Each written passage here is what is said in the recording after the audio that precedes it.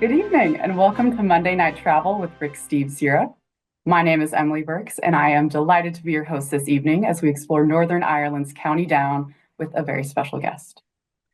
And now, without further ado, I am so excited to introduce our special guest for the evening. She is an expert Ireland guide, an Ulster Scots historian, a TV host, and a County Down native. It's Lolly Spence. Hello, Lolly. Hello. Welcome to the show. Hi, Emily. Hello, everybody. Lolly, we are so happy to have you with us tonight. Can you start off by telling us where you're joining us from tonight and what time it is for you? Well, yes, it's 2 o'clock in the morning here. I am at home, which is in County Down, which is where I'm going to bring you all with me this evening. So apologies if my eyes are small. It is 2 a.m., but I'm still excited to be here with you. Well, we're very excited to have you, and you look lovely tonight, as always. So thank you for staying up late for us. And Lolly, you are a Rick Steves Ireland guide. You guide our Best of Ireland in 14 Days tour. Can you tell us how you got started guiding for Rick Steves? Yes, I was actually a producer with the BBC for nearly 20 years, and then I kind of transitioned from working in the BBC to tour guiding. And as part of that, I began doing the local step-on guide in Belfast for Rick. And then I got persuaded to join the full-time Team Ireland, and now I guide the 14-day tour all around this beautiful Emerald Isle. Beautiful. And in addition to guiding Rick Steves tours, you lead your own tours as well under your company, Hidden Ulster Tours. Can you tell us what Hidden Ulster means to you? Oh, yes. Hidden Ulster is showing people the soul of Ireland, taking you away from the big tourist traps and down the little country lanes and into the old graveyards, bringing you home to meet mum and dad, doing real Irish stuff. Amazing. Well, we do have an exciting tour of hidden Northern Ireland in store for the viewers tonight. So, to kick things off, Lolly is going to bring us home to County Down for a tour of the Ards Peninsula, the most easterly point on the island of Ireland. And the Ards Peninsula is actually not in our Ireland guidebook, and it is not included on either of our Rick Steves Ireland tours. So, I'm very excited for Lolly to introduce us to, or introduce the Rick Steves travelers, that is, to this destination. And then to close the night, we are going to lace up our hiking boots and have an introduction to Ireland's newly developed International Appalachian Trail. And to orient ourselves, we will be seeing some clips from Lolly's BBC's mini-series, Walkin' Hame, which follows this 300-mile trail across Northern Ireland and into the Republic of Ireland. So we have a lot of exciting destinations tonight that are new to the Rick Steves universe, which I'm very excited about. And on that note, I will turn things over to Lolly. Thank you. Thank you, Emily. So I'm going to share my screen and just hope that everyone is able to understand my accent there. That's the main thing. Okay, and I'm going to assume that you can all see my screen and a beautiful picture of Ireland taken from this space station. So is this Looking not good. just the most inviting looking little island? Can you all see that? Yeah, Yes. good. I'll assume yes. So this is the Emerald Isle, the bottom left-hand corner of it. Some of you have been there with me. Dingle Peninsula is down there. Dublin is over in the right, but I want you to look up towards the top right-hand corner. And I'll just see how I advance my slides here this way. And you'll see the little red circle has appeared round Northern Ireland, which is my home. And then if I advance the slide a little bit further, you'll see that Northern Ireland has got 6 counties. We teach our children how to remember the names of them with the acronym FAT LAD or FAT DAD. You can see the 6 counties there: Fermanagh, Armagh, Tyrone, Derry or Londonderry, Antrim and Down. And tonight I'm wanting to bring you to County Down, which is over there at the right-hand side. Specifically, you can see a ring round a little peninsula poking down south. This is the Ards Peninsula. This is where I live. This is where I've always lived for over 50 years, I must admit it, and it's got absolutely everything you would want from a holiday in Ireland. And as Emily said, we don't go there on any of our Rick Steves itineraries. So this is Hidden Ulster, and I'm excited to bring you here with me tonight. We've got history, we've got pubs, we've got incredible food, we've got stately homes and castles, we've got myths and legends. So let's have a wee journey. Where you see that little red circle, if I give you another picture of that, this is kind of it. This is the peninsula, the Ards Peninsula, ARDS, which means the high place, named probably by the monks centuries ago. So we're going to take a little tour around it, and we'll be beginning in Newtownards. You can maybe see the red circle. And how I imagine, or what I hope at the end of this, is when you come to Ireland, you'll come to Northern Ireland, and you'll maybe base yourselves here, maybe stay for a couple of extra days and take a little driving route in a hire car or with a guide around this beautiful peninsula. Let me show you some of the things that you're going to see. Okay. This beautiful tower, Scrabo Tower, Scrabo. This is the sight of home to me. I can see this out the window of the house when I'm flying in and out of Ireland. This is what I look for. It stands on a hill overlooking the beautiful landscape of County Down. Again, I just have to hope you're understanding my accent and the strange way I pronounce things. But you can see the landscape of County Down in the background, like a multicoloured patchwork quilt of little fields divided by hedgerows. And we could begin our tour by coming up to this tower and looking around us in 360 degrees out over the beautiful landscape. But we'll set off from here. This will be our starting point, and we'll head north. You see, from Newtownards, we're going to head to Bangor, Bangor, in County Down. It's a beautiful place. It's a very ancient part of Ireland.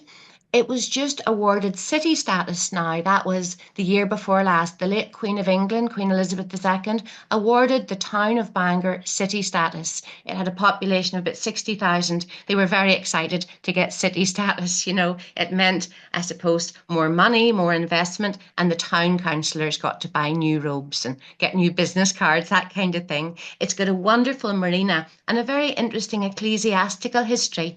There's this a very ancient document. It's sort of a unique medieval map of the world, Mappa Mundi. It shows all of the things that people knew to be in the known world 1,000 years ago. And in the bottom left-hand corner, I have a red square round a section of the map, which shows Bangor. There is Bangor marked over 1,000 years ago. The only other places marked in Ireland there are Dublin, Kildare and Armagh. They've got Jerusalem on it. You know, this was the centre of the world. And Bangor, 1,000 years ago, was associated with holy men, with saints, and with scholars. And there's still a very beautiful abbey there. But even more interestingly and more contemporarily, that's the Victorian era. I want to show you the next picture. Look at this. Do you recognise the guy on the right? This is Clark Gable. And if you look at that old photograph on the left-hand side, what you're seeing there are loads and loads of ships gathered outside Bangor for the D-Day preparations. Over 300,000 American soldiers came through here on their way to the front lines. General Eisenhower was here. In fact, that pier that you can maybe see sticking out into the loch there where the boats are, that is called the Eisenhower Pier. And what was Captain Rhett Butler doing here? Well, the Pentagon had tasked him with making a film all about, you know, the troops being here in Bangor. There's wonderful history to explore if you come to Bangor, along with the theatres and the music shops and the gift shops and the cafes and the restaurants. But we'll not stay there too long because we want to travel on to Groomsport. Up here in the very north. Wait till you see how pretty Groomsport is. Look at that. We certainly had good weather that day. All the lovely little boats are moored there in the harbour, the green fields, the sea all around it. And down in the bottom left, I've put a circle. I'll just go back again. I've put a circle around that little cottage, and then I zoomed in the cottage. This is a traditional thatched fisherman's cottage. It's called Cockle Row, and this is normally open to the public. You can go inside and see what it might have been like to live here 300 years ago.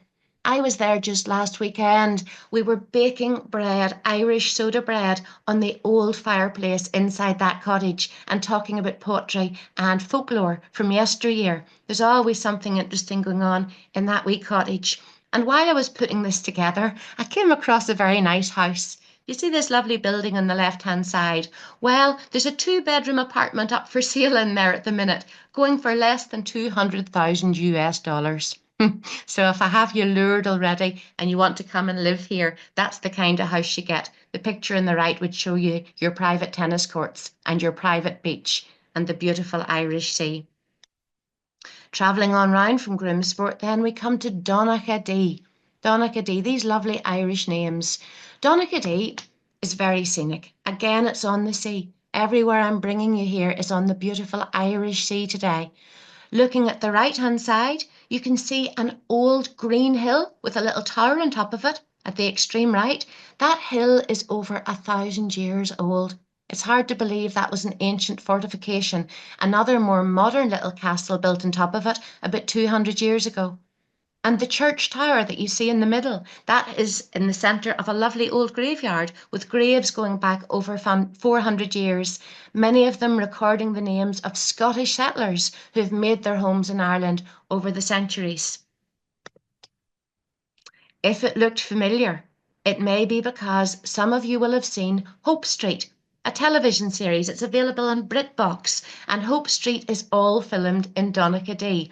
It's known as Port Divine in the TV series, and I know that quite a few of my Rick Steves tour members have watched and enjoyed Hope Street. In fact, that is Doug up in the top right-hand corner, pouring his own pint of Guinness. Doug from a Rick Steves tour, pouring a pint of Guinness there at the Commodore Hotel. He came back again with his lovely wife Paulette after the Rick Steves tour. They stayed a little bit longer. Donaghadee is also home to Grace Neal's Bar, established in 1611. There's a sign beneath it which says that this is the oldest pub in Northern Ireland, and it also has its own ghosts. So if you believe in ghosts or fairies or leprechauns or the banshee, Ireland for sure is the place to come across them. And the ghost of Grace Neal quite often turns up in the bar, sweeping the floor and clanking the glasses and generally frightening the staff. Let's go a little bit further now. We're going to go south from Donaghadee. Just imagine yourselves driving this, stopping off for an ice cream or fish and chips or going into some of the little pubs or gift shops. It's such a lovely place. But we'll continue south and we'll get to Malile. Malile is so pretty as well. There's an aerial view of it. You can see if you look at that, the road just traces the shoreline the whole way down this peninsula, and you come to one little village after the next, after the next. Some of them have got cafes, some have got gift shops, and Malile has got a windmill. So in the past, when the farmers grew the fields of grain, they would have brought them to windmills like this. The grains would have been ground and turned into flour, and we would have used the flour to bake our delicious Irish breads. Today, Ballycopeland Windmill, which is working, is a beautiful tourist attraction, and you can go in and see how it works and then eat some of the bread afterwards. That's an interesting thing to do. We used to have windmills all over the Ards Peninsula, so many, in fact, that this part of Ireland was known as Little Holland. You often think of the windmills of Amsterdam. We had lots of them as well, though nowadays we just buy our bread in the groceries rather than grinding our own flour. Let's continue south again, down the east coast of the peninsula to Ballywalter. You come across the word Bally very often in our place names. It means the town of or the place of, and this was the place of Walter, Walter de Copeland, who was an Anglo-Norman knight who came here 1,000 years ago. And Ballywalter, it's beautiful, it hasn't changed. That old postcard on the right could be taken today, apart from the cars. An awful lot of our little villages have retained their old charm. And you see again there on the left-hand side, the turquoise waters. It could be Barbados, but it's not, it's Ballywalter. It's also home, Ballywalter, to this gorgeous big house. Who needs Downton Abbey when you've got the Ards Peninsula? This is Ballywalter Park. It's the home of Lord and Lady Dunleith. They built this in the 1840s. It's a beautiful Italianate palazzo-style grand house. Still, that family have owned it generation after generation, but it's expensive to own a place like this. So they open it up, they provide accommodation. You can stay here, and they've got first-rate catering as well, almost to international standards. And very often there's a film set, something's being filmed out in the grounds. It's wonderful. I drive past this going home. We'll get to my home shortly. I drive past this quite often, and there are pheasants everywhere. There's pheasants on the road at this time. I must have passed 20 pheasants today, all flying out of their estate. Beautiful birds, but not very clever. Also in Ballywalter, as everywhere, we have incredible old graveyards. If you look at that graveyard in the left, it's all higgledy-pockledy. The stones are every shape, and they have these very ornate carvings, lovely Irish yew trees. If you look closely at the photograph on the left, towards the middle left of it, you can maybe see the walls of a very old church, and there's been an ecclesiastical foundation there for well over 1,000 years. The group looking at that grave are actually looking at a bullet hole, would you believe? A bullet hole through the headstone, which takes us right back to the 1700s and the era of body snatchers.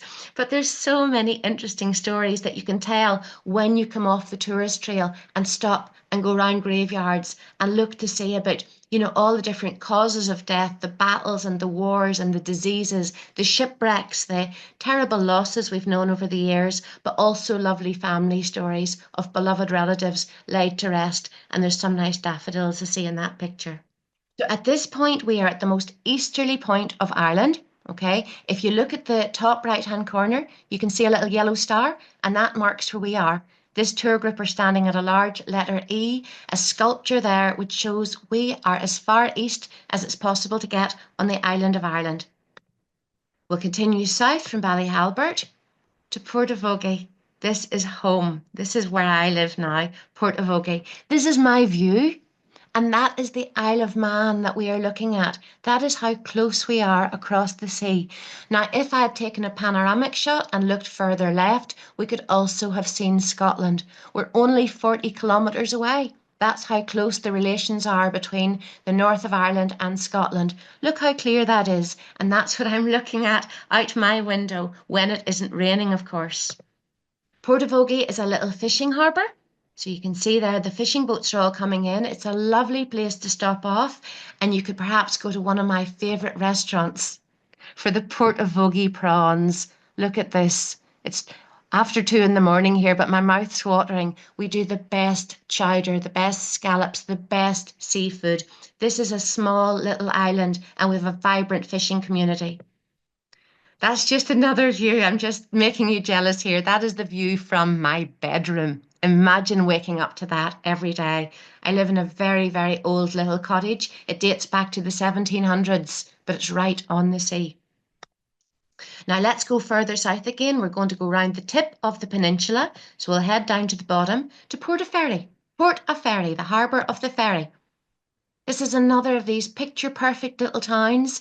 In the background, you can see the stump of an old windmill. This one has lost its sails, but it makes for a beautiful viewing point. And Portaferry has got one of the oldest ferry crossings in the world. For over 1,000 years, there are recordings of people going backwards and forwards on that little boat that you can see, the Strangford and Portaferry boat service. It just takes you across a narrow mouth of water, and it is so scenic. They have festivals here, they have events here, and you can see in the background, amongst the beautiful autumnal trees, you can maybe make out a big house. And that big house is very much associated with a popular TV series. I'm not sure how many of you watched Game of Thrones, but the majority of Game of Thrones was filmed in Northern Ireland. In fact, in Portaferry, you can find one of these doors. We have 10 Game of Thrones doors, cunningly placed in 10 pubs all across Northern Ireland. The plan is you go and get a photograph of the door. We tempt you to buy a pint and then another pint, and then you just have to stay and you get your Game of Doors passport stamped. There are filming locations all across Northern Ireland, including one at that big house I just showed you. This is Winterfell. This is the home of House Stark, if any of you watch Game of Thrones. In fact, that tower in the centre is where Bran Stark was thrown out of the top floor in season 1. Some of you will know what I'm talking about, but for those of you who don't, you can come and find out more about Game of Thrones in Northern Ireland. Now let's continue up the inside of that peninsula. So we've left the Irish Sea, which is the blue water to the right. We've come round the tip of the peninsula, past that narrow inlet of water with the ferry service, and now we are driving up an area of outstanding natural beauty called Strangford Lough, Strong Fjord, named by the Vikings. And as we drive up there, we come to Grey Abbey, a beautiful little village. It's so quaint. Most of the little cottages date back to the 1700s, and they were the homes of weavers who were weaving linen cloth because Irish linen was a huge industry here for many centuries.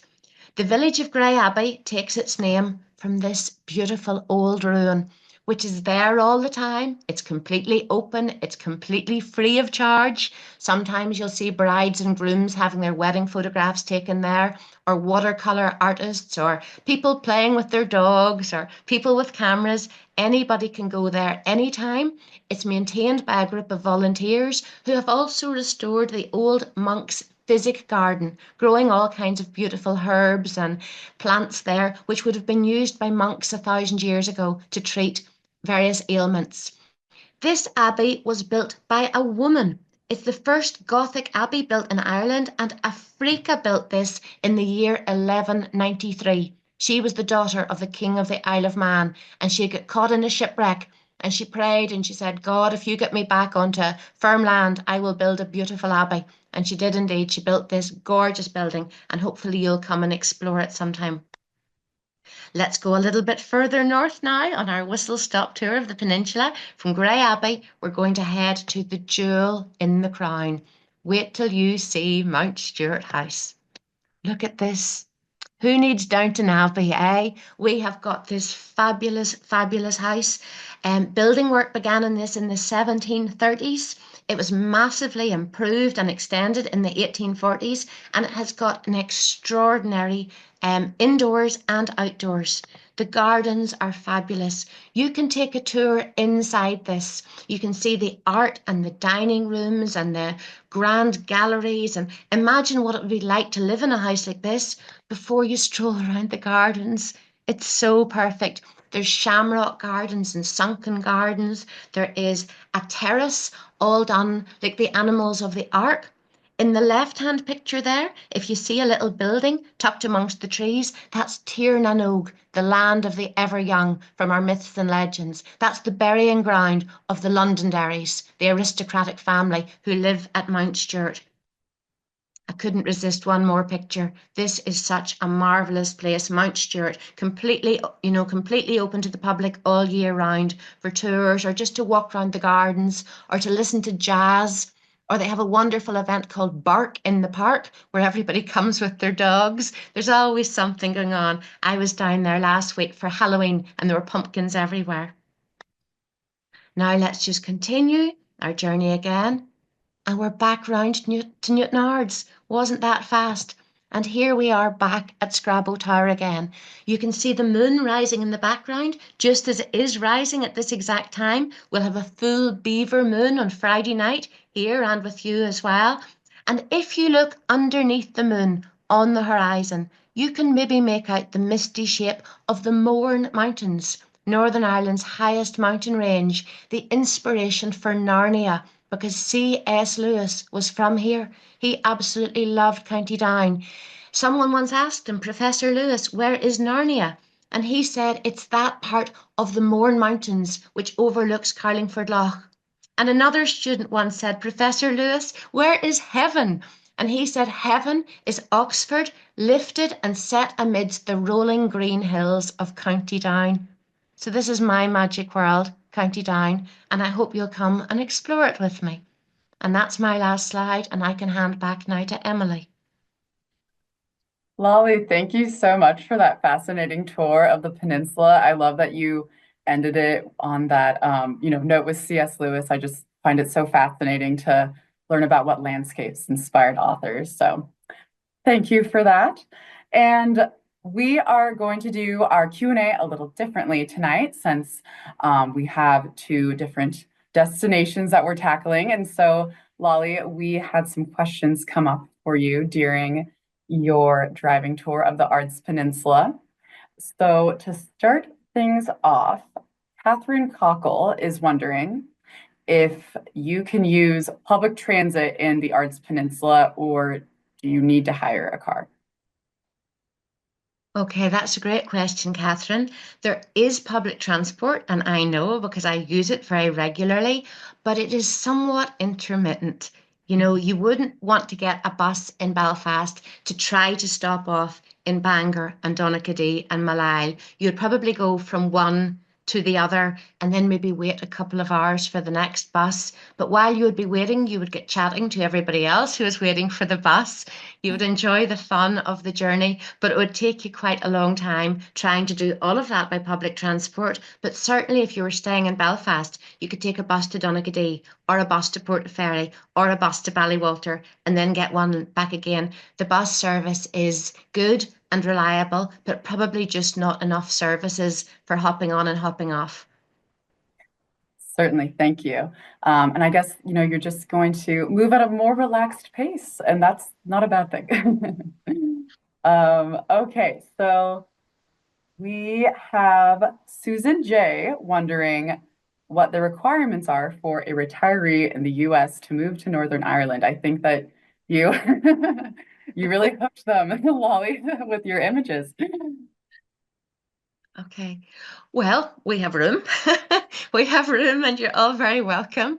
Especially, so many of you have got Irish DNA. I believe there's over 30 million Americans with Irish DNA, and we certainly want you all back again. We've got space and there's room in the pub, and if you can sing, you'll be more than welcome.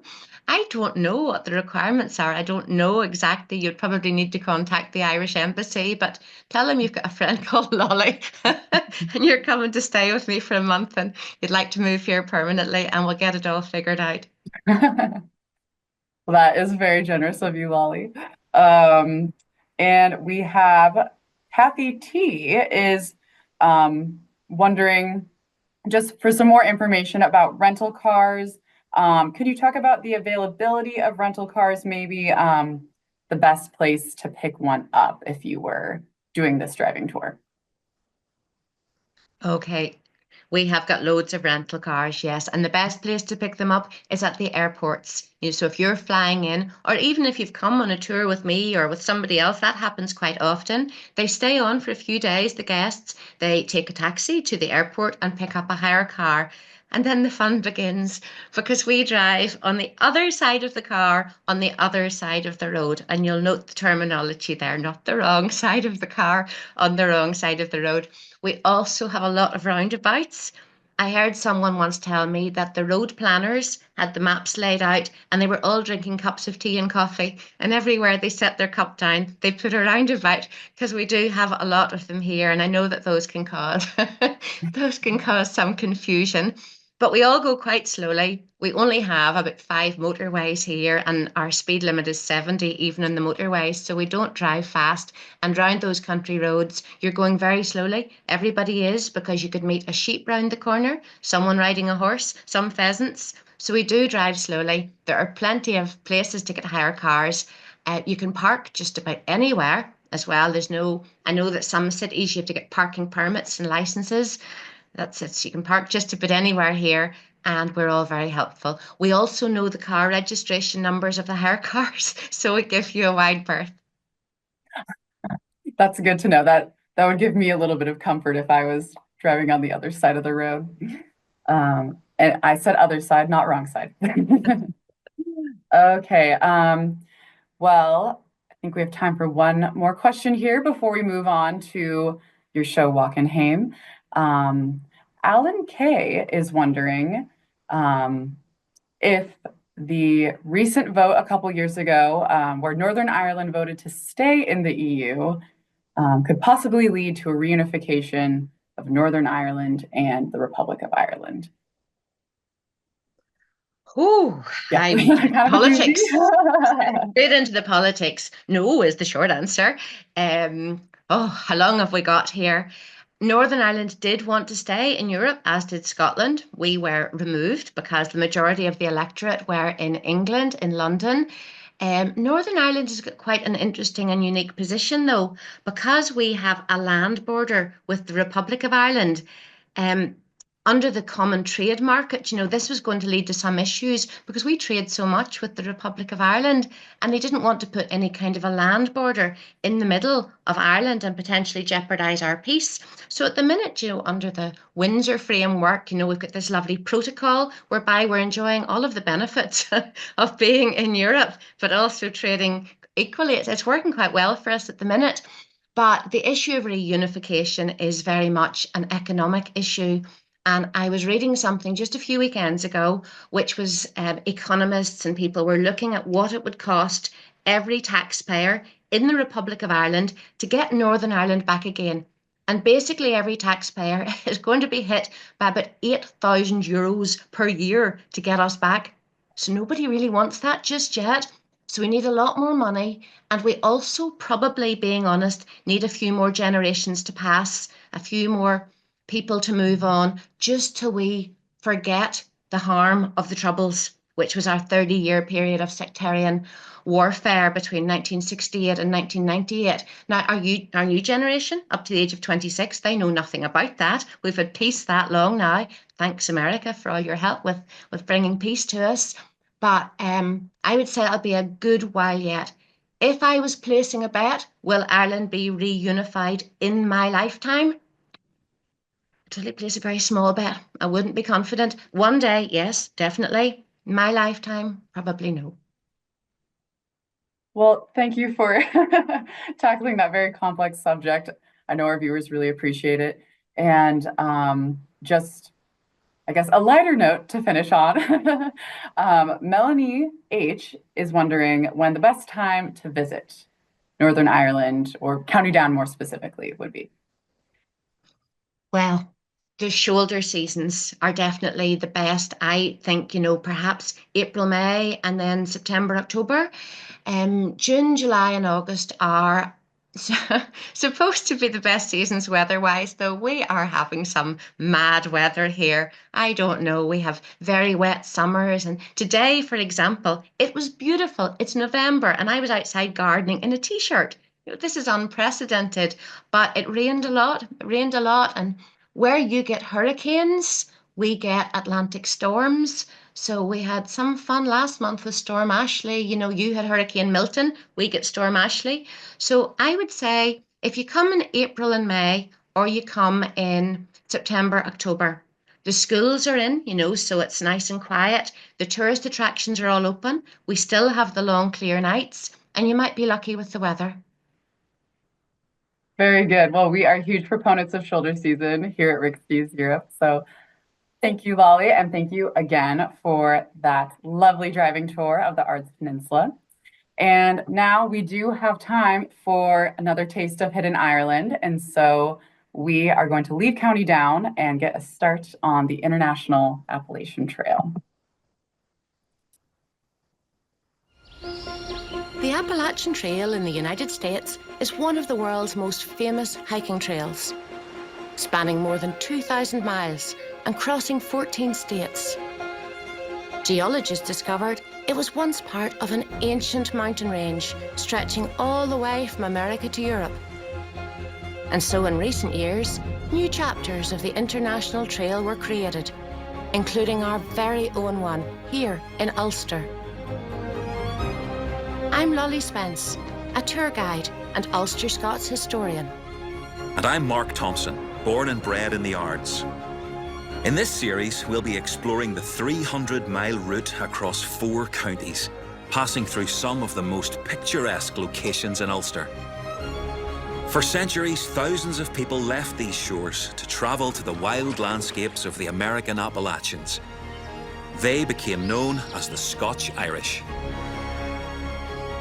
The people we meet on this journey will help us explore our enduring links with the Appalachian region, as well as our own Ulster Scots language and heritage. Join us as we go walking home.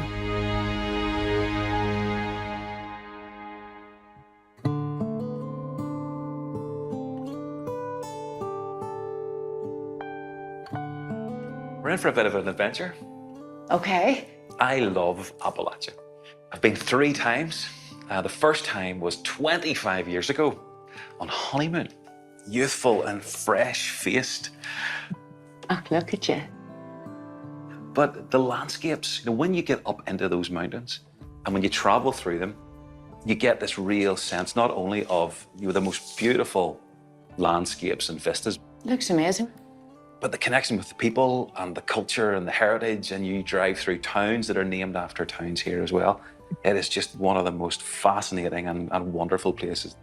It's kind of like Ireland stretched on a much bigger scale, isn't it? Yeah, when you're standing up on the crest of some of those ridges and you just see another mountain range and another one, and the haziness, you can see why they're called Blue Ridge Mountains and Smoky Mountains. But of course, a while ago, the geologists who looked after the Appalachian Trail realized that in ancient times, before the Atlantic Ocean was formed and before the continents all separated, that we were connected, and that the geology, the mountains that formed in Appalachia, also continued into Canada, across the Atlantic Ocean, into the north of Ireland, into Scotland, and then on over into Scandinavia. So we can actually do a bit of it here now. So it's a hiking route that brings us from the mountains of America right across the Atlantic. Yeah. Now, fortunately, it's not as long as the American one. It's 2,200 miles and starts in Georgia, ends in Maine.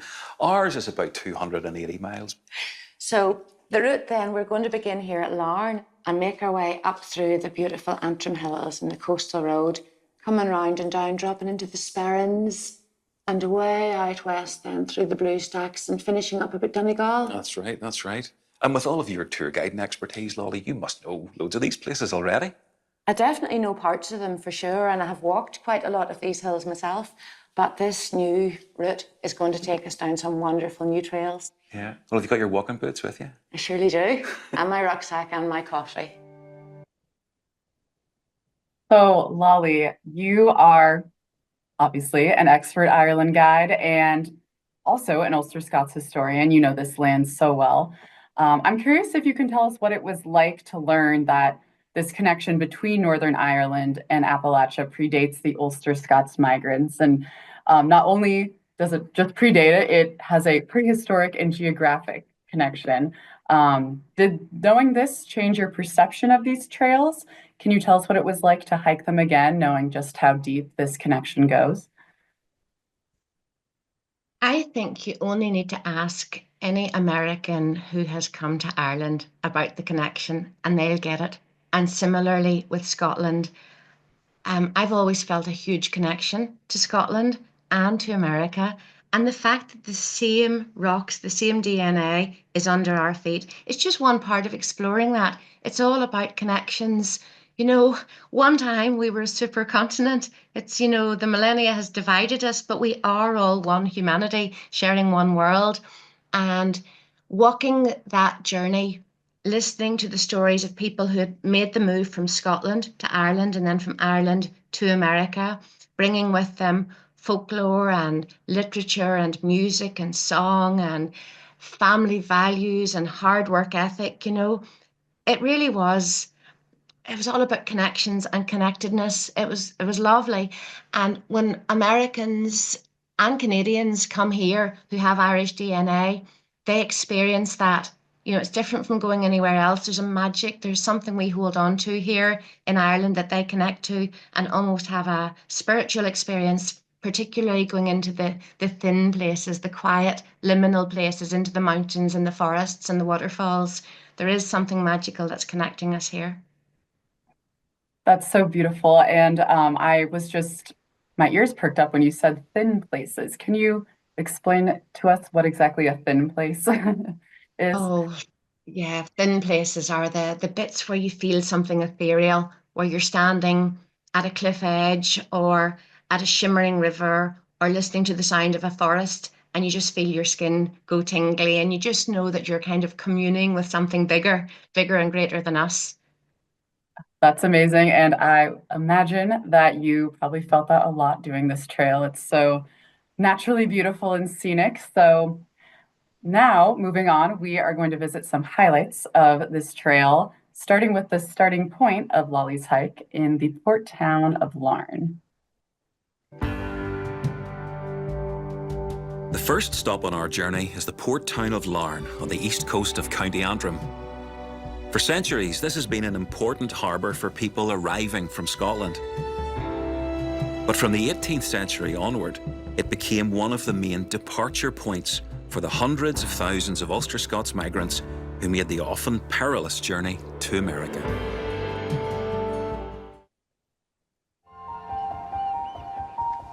Just a mile from the promenade, at the head of Larne Loch, sits Dramalis House, one of the town's finest buildings.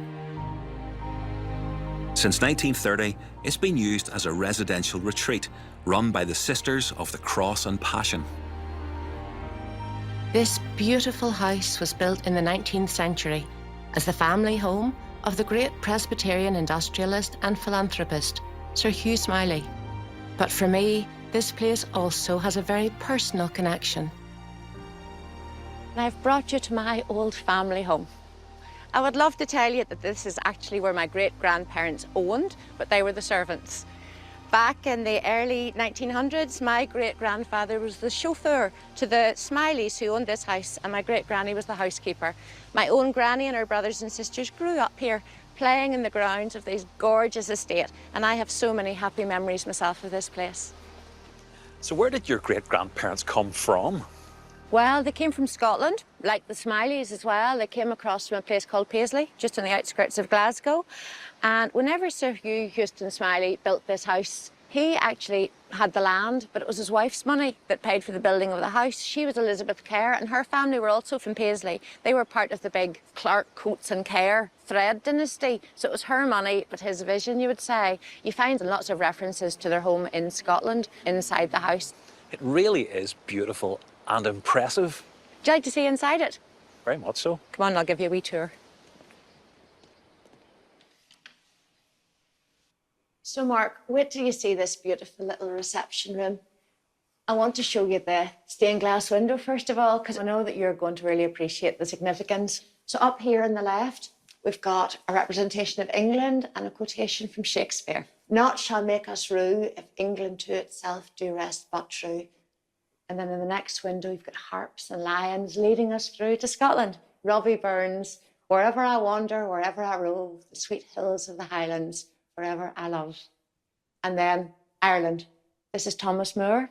Erin, O Erin, though long in the shade, thy star will shine out when the proudest shall fade.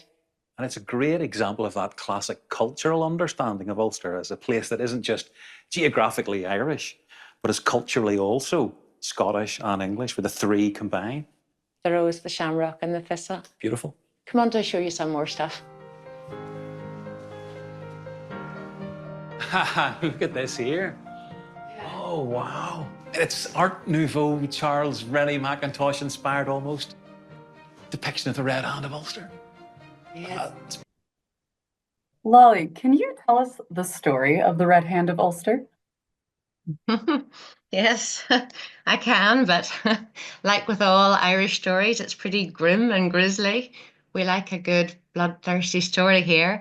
The legend tells us that many centuries ago, two men were vying for land ownership in Ulster, and the king said, "Okay, lads, here's two boats. Get into the boats and row as hard as you can, and whichever one of you is the first to put your hand on the land, you will be the king there." So the two boys got into the boats and they rowed as hard as they could. And as they were coming close to the shore, the younger one saw that he was falling into second place. So he took out his sword, he chopped off his own hand and he threw it overhead, and it was the first to touch the soil of Ulster, the north of Ireland. And today you'll see that red hand in artwork and in stained glass and in signs and in banners and in flags all over. It's very much the symbol of the north of Ireland. Thank you for that context, and it's so surprising that it is such a grisly story, being that it's such a beautiful window. But thank you for the context, and we are going to see a little bit more of Dramalis House now. Beautiful. Come on till I show you what's through here.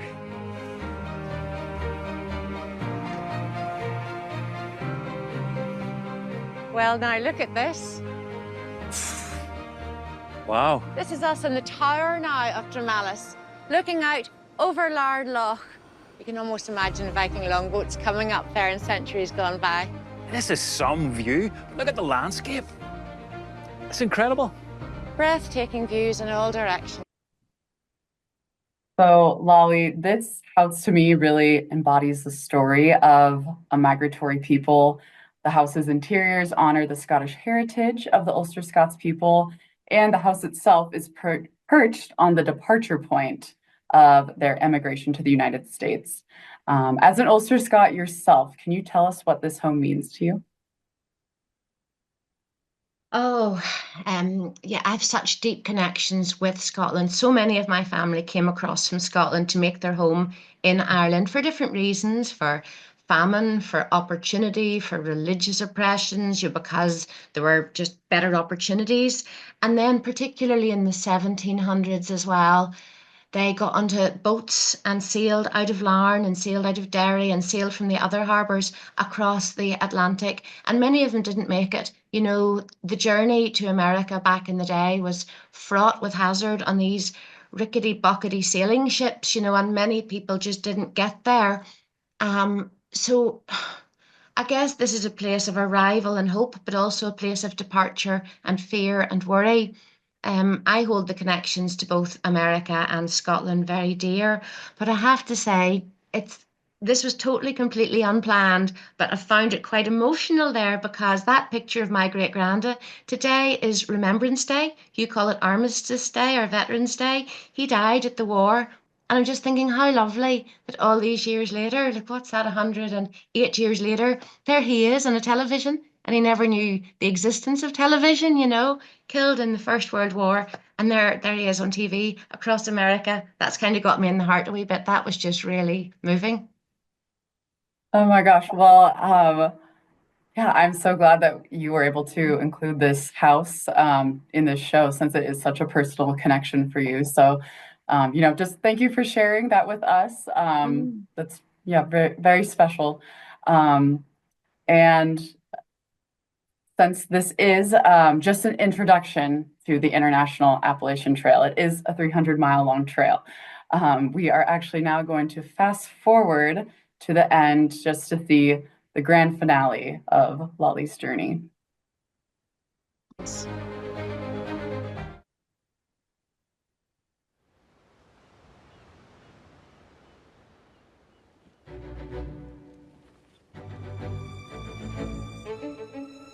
As we take the final few steps of the trail together, we reach the last stop, Bunglass Point in South Donegal.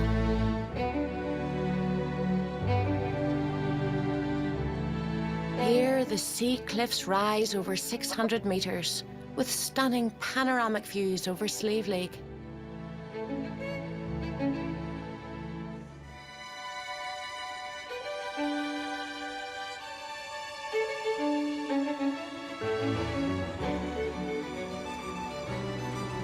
High above the roaring Atlantic Ocean, it feels that we're at the edge of the world. It's a fitting finale to our Ulster Odyssey.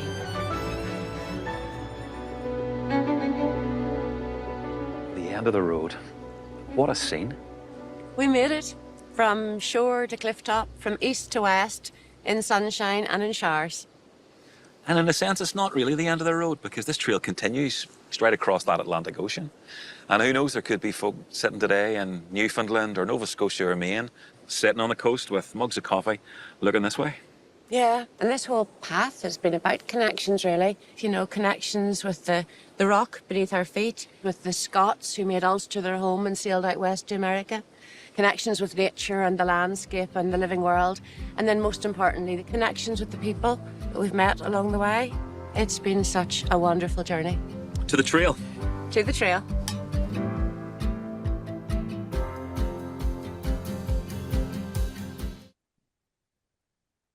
Okay, Lolly. So I just want to know, what was going through your mind when you finally finished that remarkable journey and you're standing on the edge of the cliff looking out over the ocean. Yeah, what was that like? What was going through your head in that moment? It's lovely watching it again. I wish I could bring you all. I wish I could take you all to the top of those cliffs till you could taste the air and hear the Atlantic and just see how overwhelmingly beautiful it is. I remember thinking as I sat there about the immigrants who'd had to leave here, and they would have been looking off the back of the ships. That would have been the last sight they would have seen, would have been those dramatic sea cliffs dropping into the Atlantic, never knowing would they get home again, never knowing would they make it to the other side.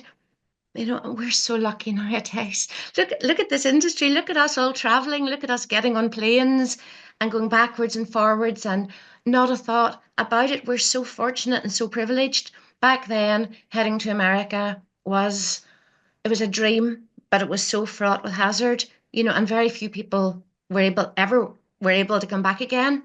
But now you can come and I can take you all walking and take you to those cliffs and show you this beautiful country.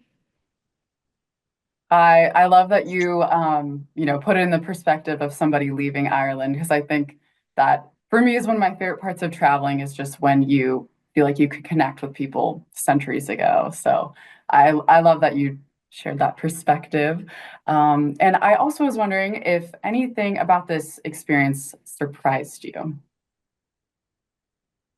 Every mile, I was freshly surprised by the beauty of this country, but also the people. Because, walking right across 300 miles across, meeting people on the East Coast and the West Coast, and meeting people inland, and people who, were talking to me about literature or about music, the origins of bluegrass, that's Scottish music that came here and went to America. Moonshine originated here with us distilling things up in the hills. But the literature, the faith, the family values, the connection with the landscape, it was such a wonderful journey, and every section of it had its own charm. It's not really a walk to just get stuck in and trudge the 300 miles. It's a walk in 11 sections, and you can take a couple of days here or take a couple of days there, or come to Ireland 11 times and do a section each time over a few days. But every part of it has got its own unique charm. And the people are the thing, the people who you meet all have this passionate connection between Scotland and Ireland and America, and they all tell their story in a different way.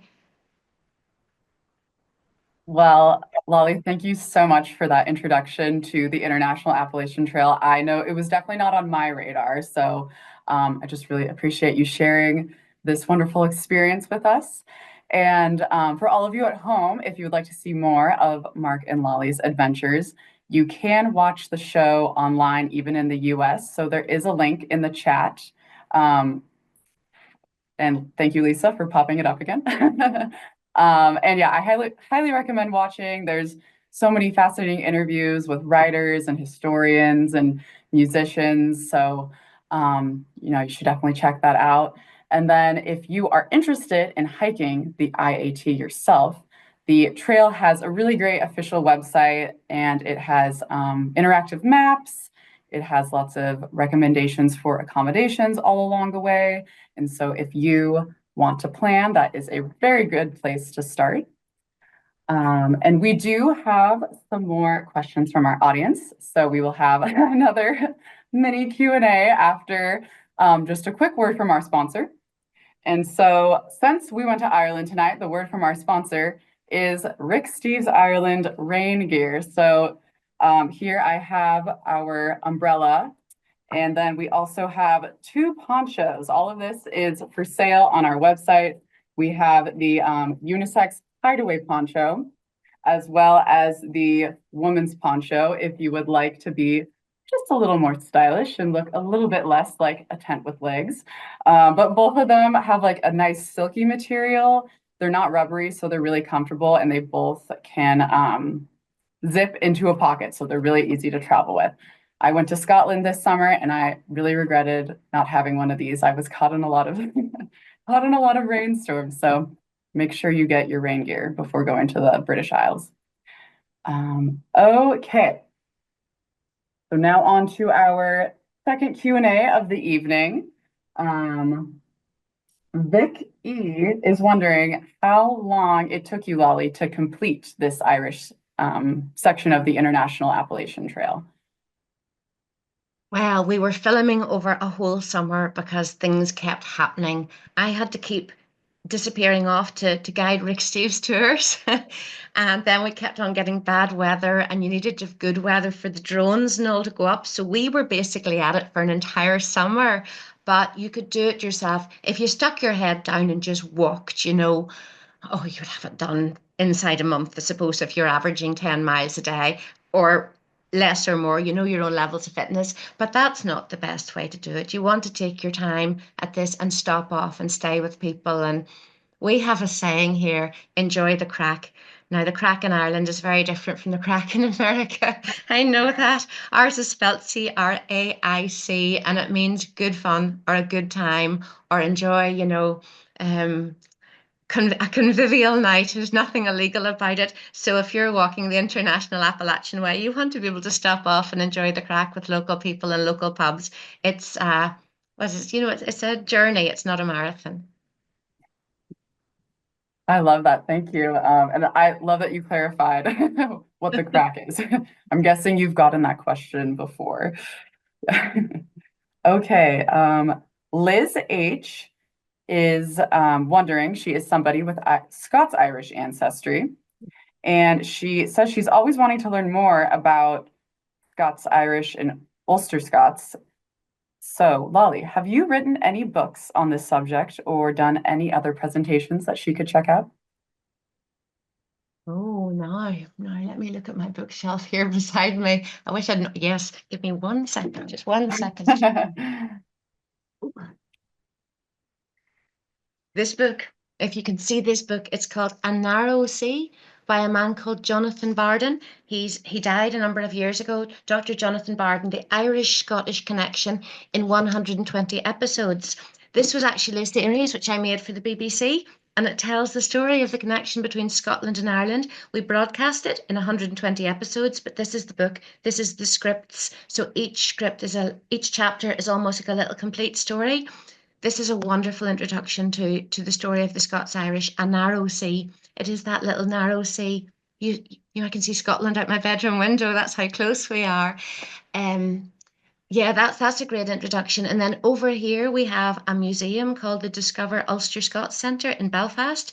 There is the Ulster Historical Foundation, which is a wonderful genealogical service that can help you trace your roots. There are all kinds of good books and things about it. Yeah, there's so much. This is one of my favorite subjects. Yeah, so come to Ireland, and let's get stuck into this. Thank you, Lolly. And we do have time for another question or two. So I was wondering if you could tell us, just how popular is this hiking route now? Because I know that long distance hikes like this are really becoming very popular in Europe. So what would you say is the popularity level of this trail? Is there going to be a lot of other hikers on the trail, or will you find yourself alone with nature a lot of the time? It'll be half and half. Whenever you see your version, your Appalachian Trail existed long before us. It's only been in recent years that they've opened up the international legs of this going across Ireland and into the Scottish Highlands, even into Scandinavia. And I've heard that there's a small section of the same rocks in North Africa as well. So hikers are out there hiking and they're adding these new chapters to the trail.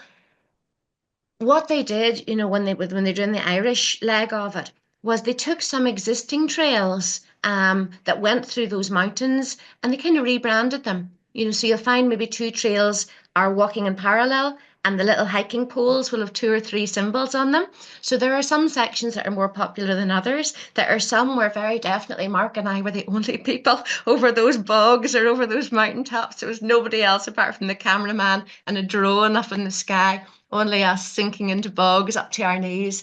Yeah, and there's also a few sections where they're trying to join bits up where you're walking along footpaths at the side of roads. Now, those are shorter sections. But I know definitely since we finished making that series, I have gone out with friends to walk some of my favourite bits. And we've had mountains to ourselves, we've had forests to ourselves. Ireland is depopulated, it's underpopulated, which is why we've got room for visitors.